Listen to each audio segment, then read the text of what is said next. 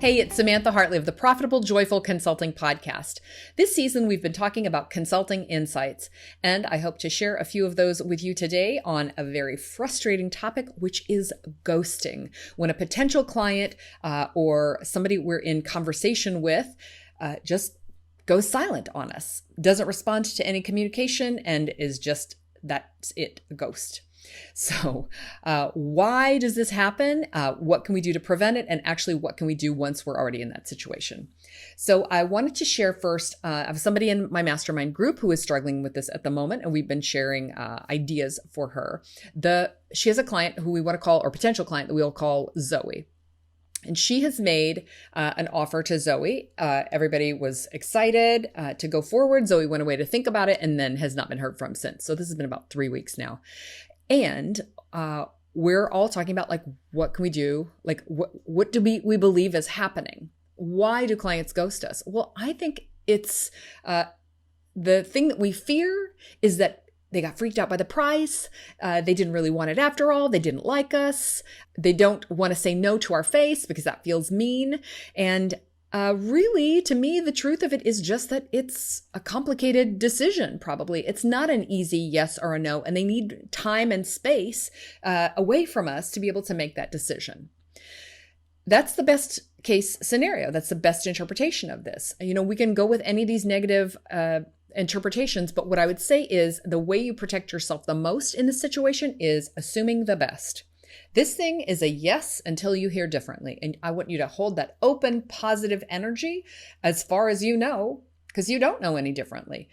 All you know is that we haven't heard from them yet, so we haven't heard a no. So staying in positive yes energy as we give them some space, I think is the ideal thing to do. So if we look at potential client Zoe and we say she has taken some space to make this decision, then let's put ourselves in her shoes. From her perspective, what does this look like? What does ghosting look like? To me, I think Zoe is thinking, wow, well, this is not an easy yes. It's not an easy no. It's expensive, probably. Most of my clients do transformational engagements. They are a big kind of a thing. They're going to make a big difference in someone's lives. They're usually going to be a significant investment. So probably Zoe is thinking, well, this is a big investment. Maybe not even unreasonably so, but it's a big investment. So it probably needs to be a careful decision. She's also probably thinking, I need to talk with multiple decision makers. So she probably has other people who are impacted by this decision that she might want to speak with. She might have team members or colleagues who she needs to speak to. A lot of us who work with organizations with multiple decision makers will know that she needs to kind of, go to other people in the company, higher ups, to get some input on the decision. And then in some cases, they might have like an informal advisor, just someone, a trusted person in their lives that they would go to, or a spouse. So there's a lot of people to consider in this decision, again, making it something that needs some space and time. In general, I think the biggest thing that happens here is that it is big. If it's a transformational engagement, then the impact of this work on their lives is going to be big, and they need to be ready to step into that reality. They need to be able to become the person that they're going to become. And that preparation, I think, they need to do some mindset work on themselves, and who knows what else she needs to do on herself, Zoe. She needs to go away and spend some time with this decision. Wouldn't it be ideal if she were sharing that process with us? Yes, of course it would be. But I think if we just, again, take the best case scenario and we interpret this for the best and think, she needed some space and time to consider whether she's going to move forward or not. So then we can give that to her. I also want you to think about when you have had a big decision to make, what was your process for making that decision?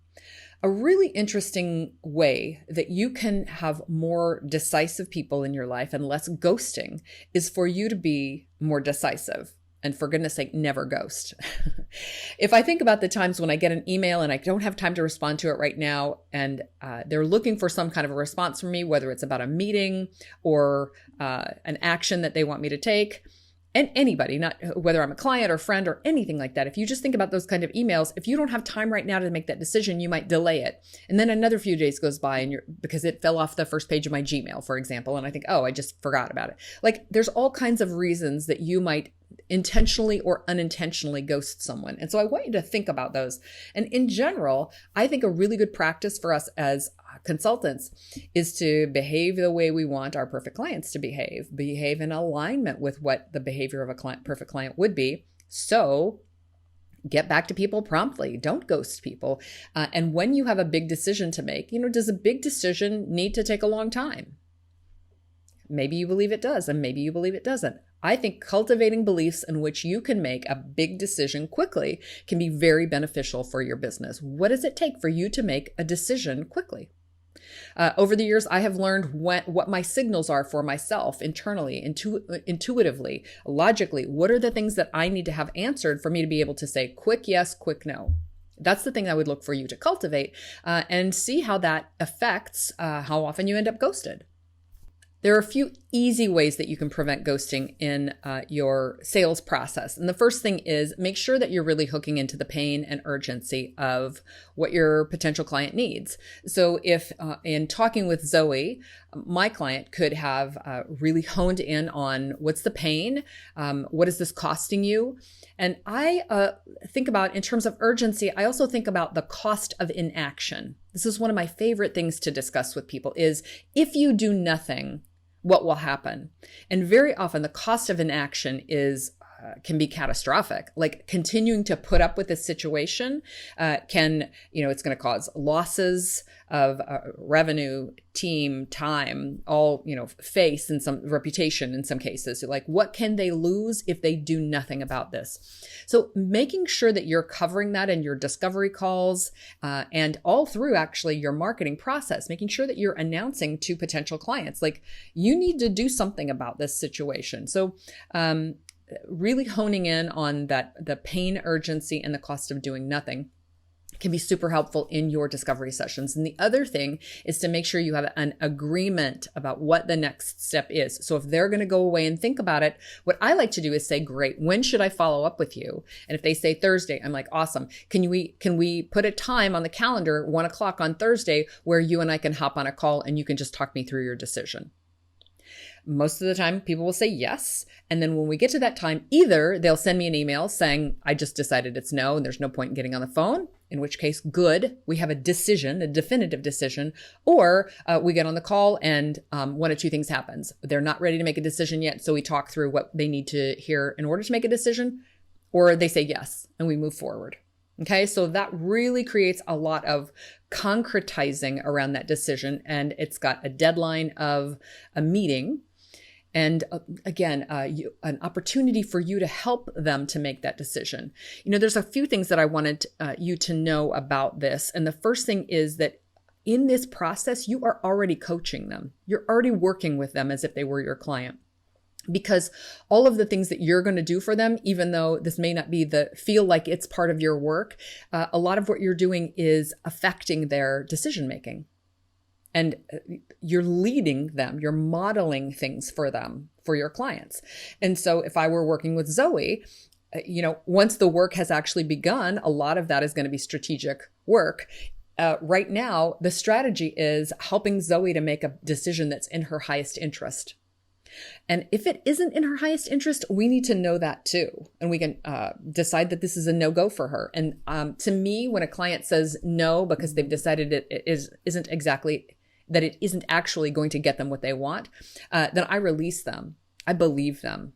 To me, people need to be able to say no to us in just like with an open heart, and for us to receive it with an open heart, because not everybody is your client. Not everything is going to work out. So in this situation, I think leading the process as if they were your client is the way to go. So are you strict with your clients? Are you tough love? Are you more cerebral with them, where you are giving them a lot of logic and helping them to list the pros and cons? Are you coaching them more, meaning asking them questions so that they check in with themselves? Or are you coaching them in the sense that you are advising and being a little more prescriptive with your advice. However it is you work, this is the time to be working that way. So a lot of times people will say, well, should I write them? I haven't heard from her in like 2 weeks. Should I send a well, what would you do if you were working together? If you were working together, you would, do the thing that you think is the best thing to do. So you'd probably get in touch. Would you write? Would you pick up the phone and call? What is your way of affecting your clients and working with them? Go ahead and do that right now during the sales process, even if they've ghosted you. This is the time to take a leadership position and to do the thing that you would do. Coach them through what those next steps are. Just because it's the sales process doesn't mean you aren't already coaching them. You are. And then you're taking a leadership position to help them, move them towards the decision that they need to make. And then the last thing is, do your perfect clients ghost you ever? Like in the working with them. I feel like my perfect clients don't ghost.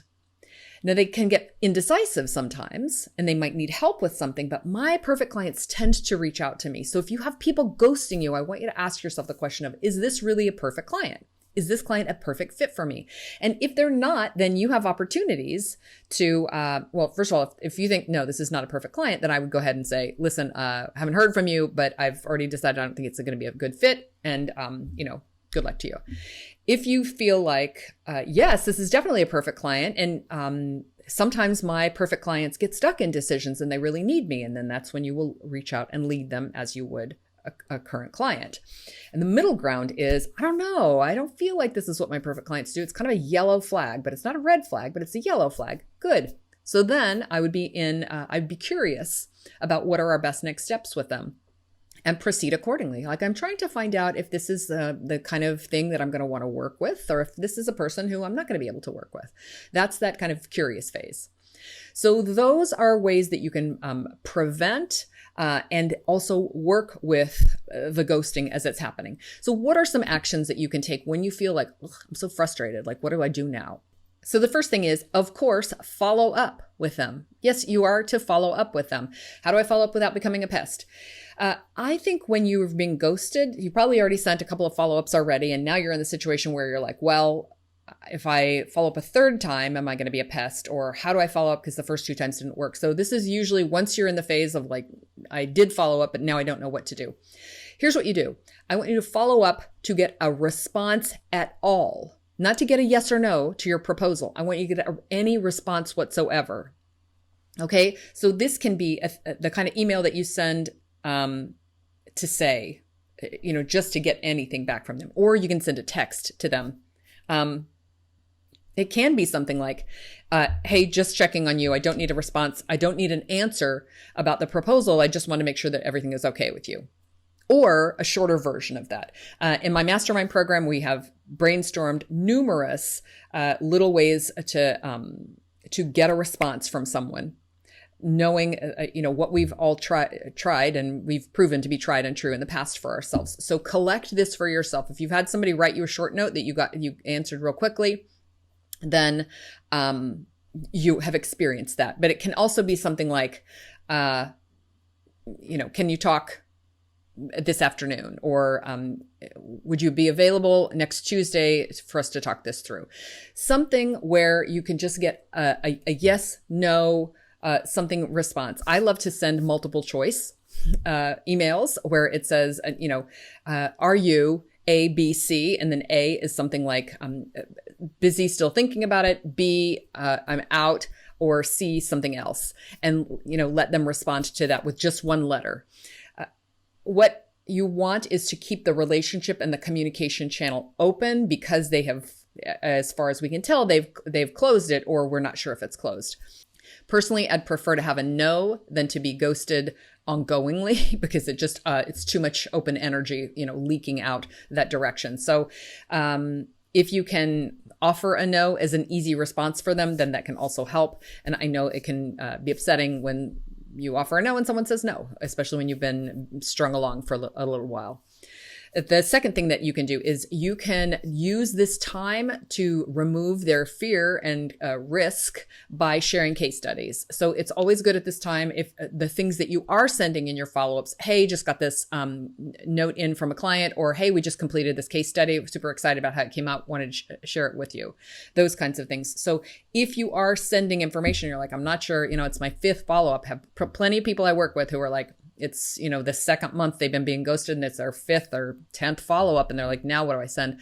Feel free to send those notes. You can also do some of that publicly. If you know that they're following you on LinkedIn or they're paying attention to your posts somewhere else, you can drip out information that is 100% targeted to them, like has everything except their name on it in terms of specificity. And reinforce for them what attracted them to you in the first place. Like, hey, these are the results I get. Or, hey, if you're struggling with this specific problem, then you might want to reach out. That kind of thing can be very effective in kind of like reviving them and making them feel safe in moving forward with a decision. No matter what, I want you to keep holding yes energy until you have a no. What always happens when we're feeling pessimistic about that person is we're like, oh, I haven't heard from them. Well, it's been this long. Oh my gosh, I have a feeling it's a no. I knew it was too expensive. And you start second guessing and all that kind of thing. You have no idea. If they're ghosting you, that means you have no new information. You don't know that it's anything except a yes. So I want you to keep holding that yes energy. Maintain that yes energy within yourself. That can be kind of the hardest part of this whole process is staying positive when you don't know. But I want you to really practice the discipline of saying, as far as I know, it's a yes. And that can be a really good way to follow up with someone if you authentically have some scarcity around this. Like I have to hire people to do this, and if we pass this date, I won't be able to do that. Or I'm holding an open spot for you, and I have to onboard another client next month. So I'm going to need you to move. I'm going to need to move you a month out if you're actually going to do this. Whatever thing that you need to say, as long as it's true. Make sure that it's true because people can feel inauthenticity even if they don't know. But communicate to them what those boundaries are, all while holding yes energy. And then the last thing that I want you to do is have more leads. If you keep generating leads and you have other opportunities, then no individual ghosting incident can be that consequential. I'm not saying that it doesn't hurt your feelings. I'm not saying that it isn't upsetting and disruptive for your business. I'm saying if you have more and more opportunities, more and more hooks in the pond to be fishing with, then no individual ghosting or even a no will be that consequential for you. And I don't want you to be held hostage by this leaking energy of people who are either saying no or ghosting you. I want you to have more and more opportunities. So keep doing your lead generation, keep doing your marketing, making offers so that you can have more and more conversations, because that is really going to help you to be a little more, have more perspective about the ghosts. They just will not be as important or as big a deal. And actually, the interesting thing is once you are signing clients on elsewhere, not only is the ghost not very consequential, a lot of times they'll come running to you if they notice that other people are signing on with you. So I hope that you are not ghosted and that this episode is entirely unnecessary for you to listen to because this never happens to you. And if that's not the case, I hope it has been insightful for you and you've gotten some ideas and some specific things that you can do to be ghosted less. And with all of that, I am wishing you a profitable and joyful consulting business. Thanks for watching. Please like this video, subscribe to the channel, and click the bell to get video updates. Thanks.